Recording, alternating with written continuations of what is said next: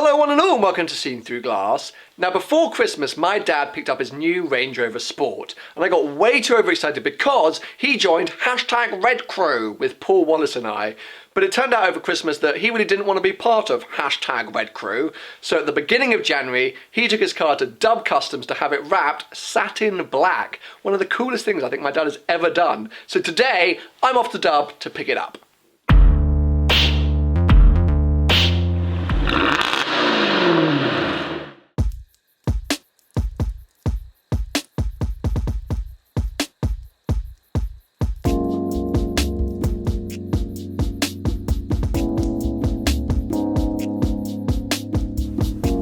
Now, I realise lots of you might be thinking, why did your dad actually buy a new Range Rover Sport in the colour red if he doesn't like the colour red and wants to get it wrapped? Well, there's actually a story behind it. You may or may not know that in the UK and perhaps around the world there is a big problem with Range Rover Sports and maybe even the big Range Rovers getting stolen. So crazily, this is my dad's third Range Rover Sport in 18 months because the previous two have been stolen. Even though he lives in a pretty nice area in London, unbelievably the previous two cars have been nicked outside his house. Unfortunately, the previous two cars did not have trackers or steering wheel locks. He's had to purchase both of those with this new car. But either way, it's still a pretty unfortunate situation. So when the latest car got stolen towards the end of last year, he wanted a replacement really quickly. And if he was to go and order a new car from factory, it was a 3 to 4 month wait, which he just did not want to do. So he looked at the used market and was getting depressed because there were no cars similar to his spec. So I said to him, don't care about the spec, look at the options list. Find a car which has all the options you want on it and don't worry about the colour. The colour we can fix. So he went out and found an Autobiography SDV6 which had adaptive cruise control, so he didn't have to worry about driving because he doesn't really like driving, had automatic headlights because he's too lazy to put his headlights on, and it had a panoramic sunroof which he fell in love with on my Jag. But it was red, which he hated. So as soon as he picked up the car, we called Dubbed and booked it in, and then we dropped it off in the beginning of Jan. So here we are, we have made it to Dub Customs. The sign, yeah, there's the sign over there. Behind this shutter somewhere is my dad's car. I am stupidly excited now to see it. I haven't seen any pictures. Dan sent me one very sneak peek of like the front panel, but nothing else. And whilst the car is going satin black, they're also doing some infamous Dub custom touches, like they did to my F-Type, they're going to be doing to the Range Rover. So I'm really excited to see all these tiny minute things, which my dad kind of pointed out, but also the guys at Dub said they'd put their special hand to. So I'm now banished to the outside, waiting for this shutter to go up and reveal the car. Slight change of plan, we're not doing the shutter reveal, I'm going to go inside and see it in the unit itself. Let's go in.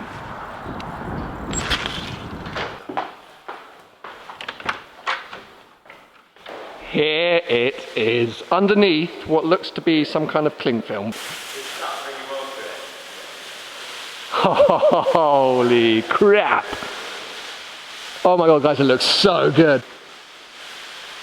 And so here it is, my dad's newly wrapped Range Rover Sport.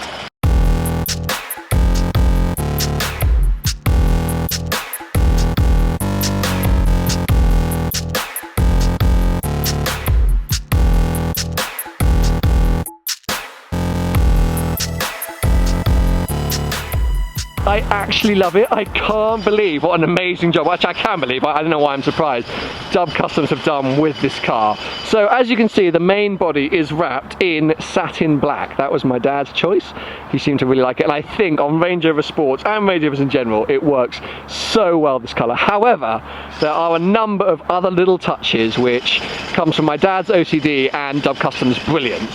So, first few things to point out, don't know if you can tell, but on the bottom side skirts and the rear bumpers, it's actually matte black. So I don't know, on some Range Rover Sports, that side panel, sorry, the side skirts, can be body coloured or plastic. And my dad much preferred it when it was plastic, like this rear bumper here. So just to break up the lines a bit, those parts were wrapped in matte black rather than satin black to give it the look like they were the original plastic bumpers. And I actually think it works well to break up the body lines of the car, make it look less fat basically. Then we have my dad's second idea, which is this. The side fins going red to match the brake calipers, which is really drug lord of him. I mean, I can't believe how drug baron of him that is, but it actually works really well, and I think you'll see as we go around the car, there are some other really nice red crew touches that tie in this kind of red spot all here and there, and especially the badges. So this is something that Dub did on my Jag, which I loved, is kind of alter the factory badges to tie in with the colour scheme of the car. On mine they changed the R badge from red to white, and on this car they've changed all the Land Rover badges to red and black. They are usually green and silver, but I just think that is so cool. And it tells, and you can see all the red lights here, and the red in the brake, the red of the Sport, that comes factory red. And it all just comes together to, I think, look really cool. Well done, Dad, and well done, Dub. Check it out, guys. What do you think? Comment below your thoughts on my dad's satin black Range Rover Sport. Okay, I'm on my way back into London to show my dad the car, to present the car to him. I'm so excited to see his reaction. I don't think he really knows what to expect. Whilst he picked satin black to be the colour, be the wrap, he's never seen a satin black car in real life. It was a mixture of Instagram pictures and being a bit daring that pushed him to go satin black.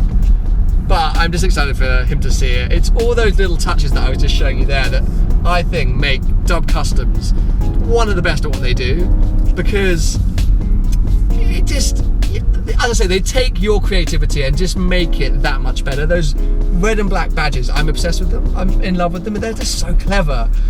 So yeah, I am excited to get my dad's reaction. He's not going to be on camera because my dad's not exactly a YouTuber. So I will have to report back to you on his reaction in another video.